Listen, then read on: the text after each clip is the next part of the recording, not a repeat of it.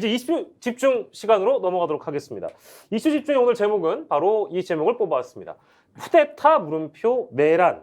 박주민 의원실이 서로 뭐 설전을 벌이는 과정에서 이상민 행안부 장관은 경찰, 그러니까 총경들의 쿠데타라고 했지 내란이라고 한 적 없다. 이제 이 해명이었거든요. 그건 어떻게 보셨어요? 너무 말 같지 않은 해명인가요? 사실 아까 내란이라는 이야기는 사실 우리 헌법에도 나와 있습니다. 현직 대통령이 형사 소출을 그러니까 면하는 내란을 만약에 획책했을 경우에는 현직 대통령에 대해서 소출할 수 있다는 식으로 그러니까 내란이라는 것은 상당히 법률적 용어죠. 근데 지금 어제 이상민 장관이 이야기했던 쿠데타라는 것 자체는 아마 12.12 사건을 아마 빌어와서 이야기하는 표현 중에서 이제 쿠데타라는 걸 쓴 것인데 사실 쿠데타라는 용어는 프랑스어잖아요. 그러니까 이게 지금 이 프랑스어로 그대로 번역을 하면 쿠데타는 나라에 대한 타격이에요. 근데 나라에 대한 타격을 가할 수 있는 물리적인 힘이 있어야 되잖아요. 그것은 무력이죠. 그렇다고 한다면 주로 이 쿠데타를 행하는 세력은 일반 뭐 시민 민중이 아니라 주로 그러니까 물리력, 군사력을 갖고 있는 군대가 동원이 되는 그러한 식의 그 지금 내란 형태를 특정지어서 쿠데타라고 이야기해서 뭐 이 우리말로는 어떻게 보면 군사정변 이런 이야기를 하죠. 대표적으로 5.16 그리고 12.12 이 같은 것들을 아마 쿠데타라고 이야기하는데 물론 뭐 이상민 장관은 그러니까 이 지금 법률적 용어인 내란이라고까지 규정하기 힘들지만 지도부의 그러니까 이 상명하복의 군지개통의 그걸 갖다가 항명했던 그러니까 12.12와 같은 항명사태라는 부분을 아마 강조하기 위해서 12.12를 아마 갖고 왔던 것 같아요. 그런데 우리가 12.12 사태하면 느끼고 알다시피 당시 전방사단이었던 구사단을 비롯해서 상당히 많은 군인들이 동원이 돼서 상당히 그러니까 이 일부 그러니까 지금 당시 육군참모총장 공간에서는 총격전이 벌어져서 아군끼리 피해가 나고 하던 그런 상황이었거든요. 그런데 과연 경찰이 쿠데타를 일으킨다? 경찰이 무기는 무기고 갖고 있죠. 그러나 이 12.12 사태 때 탱크와 대포를 동원하던 그런 식의 이 지금 군사정변에 이 지금 경찰을 비유한다? 저는 경강부여도 이런 경강부여도 없다는 생각이 듭니다. 저도 오바스럽다고 생각합니다만 잠깐 이제 그 정 소장님께 질문을 드리기 전에 그 경란 관련 주요 발언 좀 띄워주세요, 김 PD. 잠깐 그 이상민 행안부 장관에게 빙의를 한다면 취지가 그런 취지가 아니었다. 지금 특정 그룹이 주도해서 공무원들이 어째 군인도 공무원이니까 경찰들이 직무 명령에 불복종해서 자기들끼리 회의 열고 이거 정권에 한번 불복종 해보자. 그것도 무력이 경찰도 무력이 있으니까 자기들끼리 회의해서 언제쯤 우리가 봉기를 하자. 이게 쿠데타가 아니면 뭐냐? 라는 식의 접근도 가능하다는데 소장님께서 어떤 말씀 주시겠습니까? 제가 알기로는 휴일에 여행 휴가를 갖고 모임을 진행한 걸로 알고 있습니다. 그렇기 때문에 사실 이걸 가지고 모임을 했고 예를 들어 공무원 집단 행위 금지, 복무 규정 의무 다 무시했다 이런 식으로 가는 거는 좀 억지스럽지 않습니까? 아니 경찰들도 대한민국 국민들입니다. 집단적으로 모여서 의견을 만들 수도 있고요. 민주국가이기 때문에 당연히 그런 과정 거쳐야 된다고 생각하고요. 사실 이번에 그 경찰국 행안부 신설과 관련된 부분에 있어서 도리어 행안부가 민주적인 절차를 거치지 않았어요. 5번 회의를 하고 난 다음에 바로 행안부 안에 경찰국을 신설하겠다. 30년 넘게 이어왔던 제도를 바꾸는 부분에 있어서 이 당사자인 경찰들에 대한 의견 수렴이라든가 사회적 공론화라든가 이런 과정은 아예 거치지 않았거든요. 저는 그런 부분을 좀 주목해야 되지 않나 싶습니다.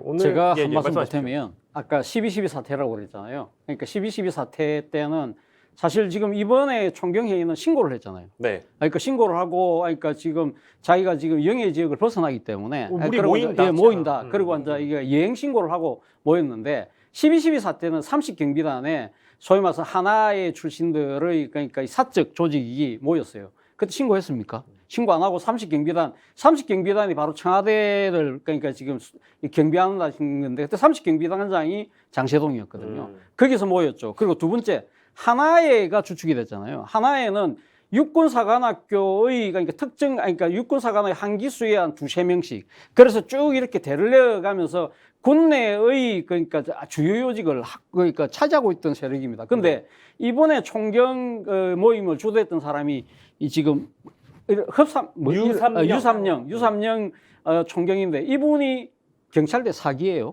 경찰대 사기인데 지금 이번에 윤희근 후보자인가요? 예, 윤희근 후보자가 경찰대 6기입니다. 그렇습니다. 근데 지금 바로 사기면 지금 바로 물러났던 김창룡 청장이 사기예요. 예. 그러면 자신의 동기는 벌써 지금 치안 총감으로 해서 지금 별 4개를 달고 물러났고 총경은 군으로 따지면 대령급이거든요. 예. 지금 사기가 이제 겨우 대령급인데 이 사람이 이분이 그러면 지금 경찰 내 요직을 차지하고 있던 사람으로 볼 수 있습니까? 그 하나의 비교가 됩니까? 또 하나 지금 끝나고 나서 이 회의 결과를 이 윤희근 후보자를 만나서 네. 보고한다고 그랬잖아요. 네. 근데 보고 듣기 전에 했는데 당시 12.12 사태 때는 이 지금 주도 세력이 어떻게 했죠? 예. 청와대로 쳐들어가서 예. 최규하 대통령을 협박했잖아요. 예. 이 사안 자체가 이 세 가지만 비교해봐도 예. 말이 안 된다는 게 명명백백해지는 거 아닌가요? 예. 지금 막 어제 그 제 체했었는데 사이다 마신 것처럼 시원하게 내려갔습니다. 이제 제가 하고 싶은 말씀을 다 하셔가지고 듣고 싶은 말씀 다 하셔가지고 아니 근데 오늘 출근길 문답에서 지금 사태가 이 정도가 되면 좀 이렇게 확전이 자제되거나 아니면 뭐 쿠데타라는 발언 때문에 저희가 지금 이렇게 긴 논의를 하고 있는 건데 중요한 건 오늘 윤석열 대통령의 출근길 문답에 보면 뭐 기강문란 이런 표현 하면서 어찌 보면 이상민 장관 손들어준 거 아니에요? 지금 김한길 대표 뭐라고 했습니까? 윤 대통령이?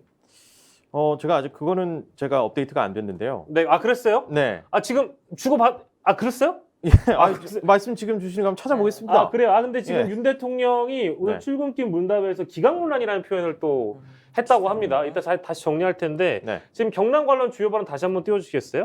행안부와 경찰청에서 필요한 조치를 잘해 나갈 것 이게 어제 있었던 사실 발언이고요. 오늘 출근길 문답에서는 기강문란이다라는 표현이 나온 것으로 제가 알고 있습니다. 네. 확인해 주시면 바로 말씀 주시고요. 네. 경향신문 보도입니다. 행정안전부와 경찰서장 회의 주최 측에서는 이런 이제 관련 입장차를 저희가 좀 정리를 해놨는데요. 경찰서장 회의와 해산 명령 그리고 반응을 좀 이렇게 구분해서 저희가 볼 수 있습니다. 완벽하게 좀 다르게 보고 있죠. 그리고 한겨레 보도를 보면 사진 보도를 보면 지금 내부 반발은 극심해진 상황이고 정부 차원의 대응 또 윤 대통령의 발언 그리고 대정부 질문이 있고 나서 지금 이젠 팀장급들까지 모여서 자신들이 이제 회의를 하겠다 이제 이렇게 나아가고 있습니다. 중앙일보 보도 볼까요? 특정 출신 주도, 경찰대 출신 2인이 회의 제안한 것을 두고 하나회에 비유하는 것은 맞지 않다라는 지금 비판을 차 교수님께서도 해주셨고요. 한국일보 보도를 보면 여기서 밀리면 국정 리더십에 타격이 간다라는 해석이 정권 차원에서 있지 않을까라는 뭐 그런 분석들도 있는 것 같아요. 아무래도 이건 윤심이 작용하지 않았겠냐. 그러니까 이상민 장관의 직진이라든지 정권 차원의 대응이라는 것은 결국엔 윤 대통령의 윤심이 있었기 때문에 모든 게 가능하지 않았냐라는 해석이 가능할 텐데 이 부분은 어떻게 보세요, 소장님? 일단 뭐 윤심이 있었던 거는 뭐 규정사실로 봐야 되지 않겠습니까? 네. 정광석화처럼 지금 행안부에 경찰국 신설을 하고 있기 때문에 뭐 그거는 뭐 다들 그렇게 윤심이 실렸을 거라고 생각하고 있고요. 다만 여기서 밀리면 국정 운영이 더 어려워진다라고 일단은 생각을 하시는 것 같은데 예. 저는 반대입니다.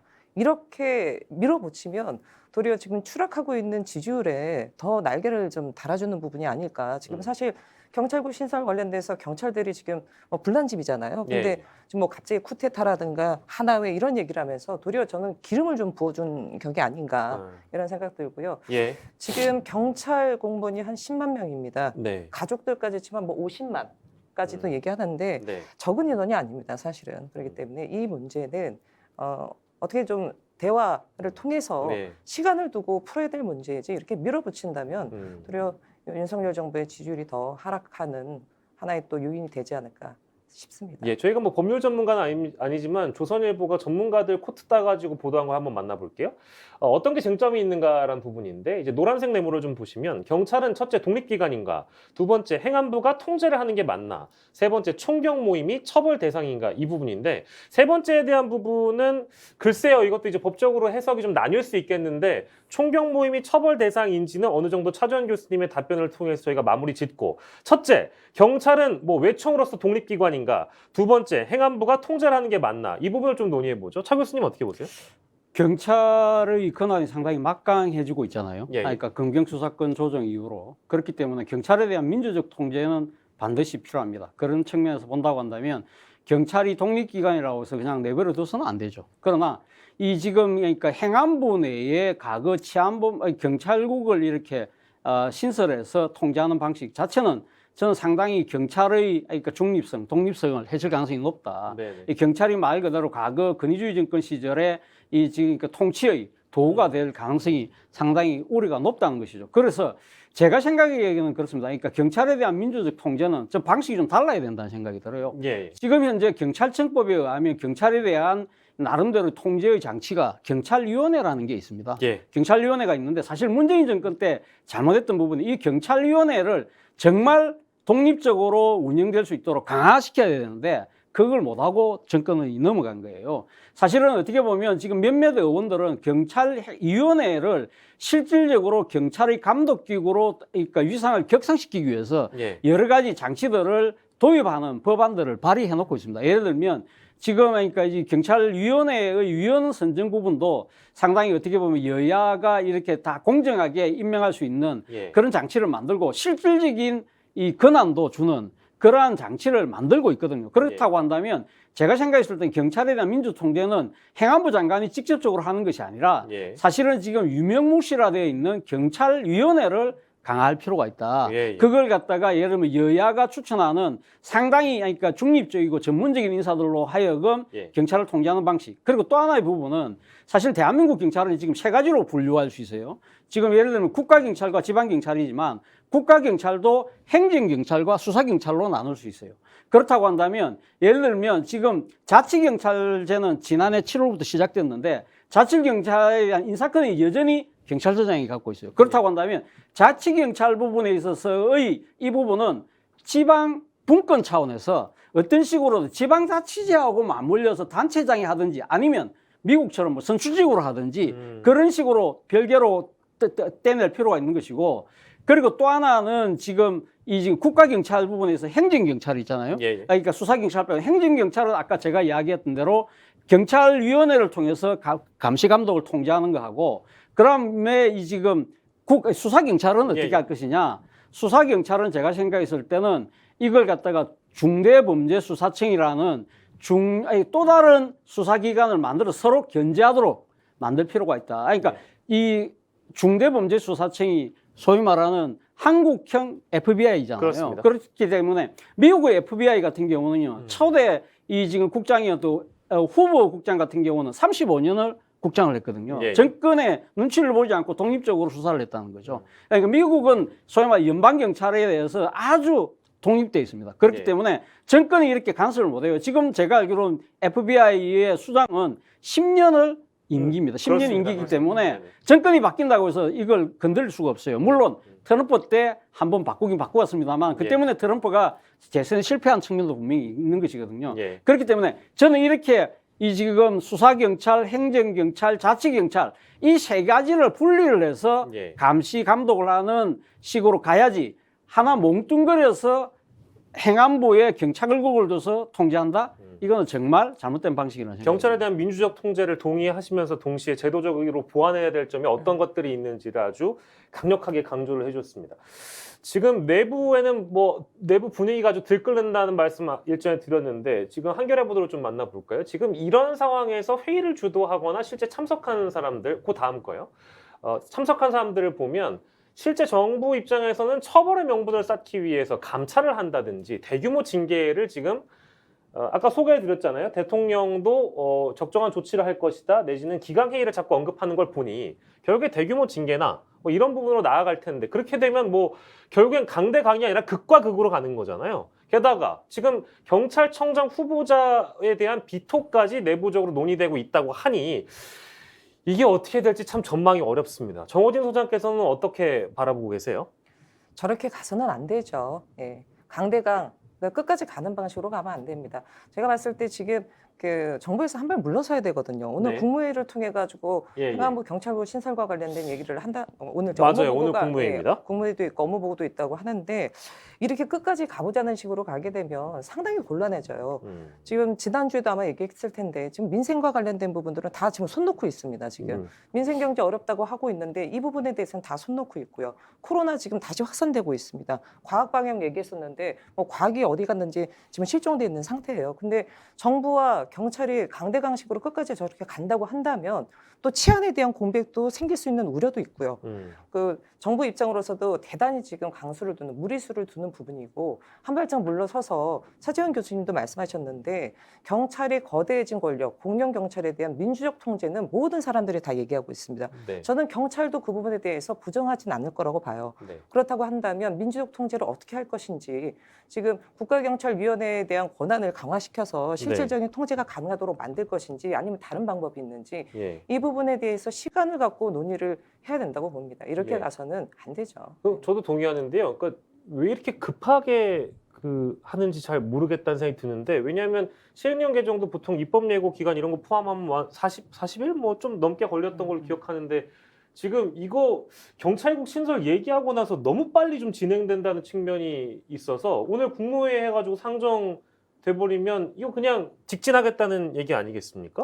어떻게 될까요? 일단 지금 그러니까 이상민 장관이 내세우는 그러니까 이 지금 형식적인 이유는 그거죠. 그러니까 민정수석실을 폐지했다. 네네. 과거 그러니까 경찰에 대한 사실 어떻게 보면 정부의 통제가 행안부가 한 것이 아니라 민정수석이 했다. 네. 그렇기 때문에 민정수석이 없어졌기 때문에 그럼 경찰을 가면 지금 정권이 손 놓으라는 이야기냐. 예. 그렇기 때문에 우리가 그러니까 그런 지금 민정수석이 없어졌기 때문에 네. 사실은 그러니까 민정수석이 경찰을 통제하는 것 자체도 사실은 법이 위반됐던 것이죠. 그러니까 그러한 잘못된 관행들을 자기들은 개선하겠다는 이야기를 지금 하고 있는 겁니다. 그렇기 때문에 사실은 그러니까 지금 제가 과거 행자부 출입기자도 잠깐 했는데 네네네. 그 지금 행자부 장관실에 가면요 치안비서관이 파견되어 와 있어요. 주로 이 경무관들이 와 있는데 경무관하고 경정 한 명 이 두 사람이 와 있고 그래서 이제 거기는 주로 앉아 그러니까 행안부 장관한테는 이 경찰 동향 정도만 이렇게 팩스로 앉아 이렇게 매일매일 보고하고요. 예. 그리고 청와대 올라가는 치안 관련된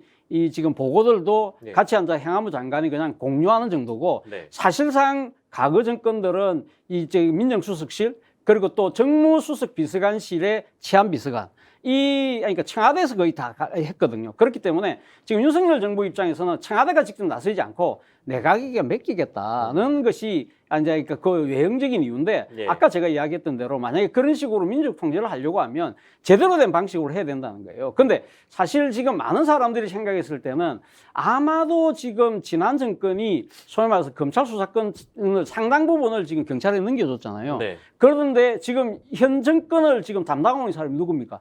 그 전직 검찰총장인 윤석열 대통령 그리고 지금 주요 포스트에 지금 포진돼 있는 분들이 거의 다 검찰들이잖아요. 그렇죠. 그런 검찰의 입장에서 봤을 때는 야, 이 기울어도 너무 기울어진 운동장이다. 이거 우리가 바로 잡아야지. 라는 그런 식의 아마 상당히 전 정권이 지나치게 경찰에 편중됐던 것을 빨리 바로잡고 싶은 그러한 그 심리가 강하게 작동하고 있는 것이 아닐까라는 네. 생각이 든다는 겁니다. 검찰 출신들의 어떤 공감대 내지는 전 정권에 치우쳤던 경찰 힘주기를 좀 힘을 빼겠다 이제 이런 배경이 있을 거 아니겠는가에 대한 추측을 좀 해주셨어요. 자, 저희가 관련 보도 만나봤는데 인터넷 바닥 민심은 좀 어떻습니까? 지금 뭐 어제 오늘 계속 알아보고 있는데요. 분위기를 좀 알아보고 싶은데요. 경찰국 관련해서는 특히 이제 이상민 장관이 주장했던 부분에서 네.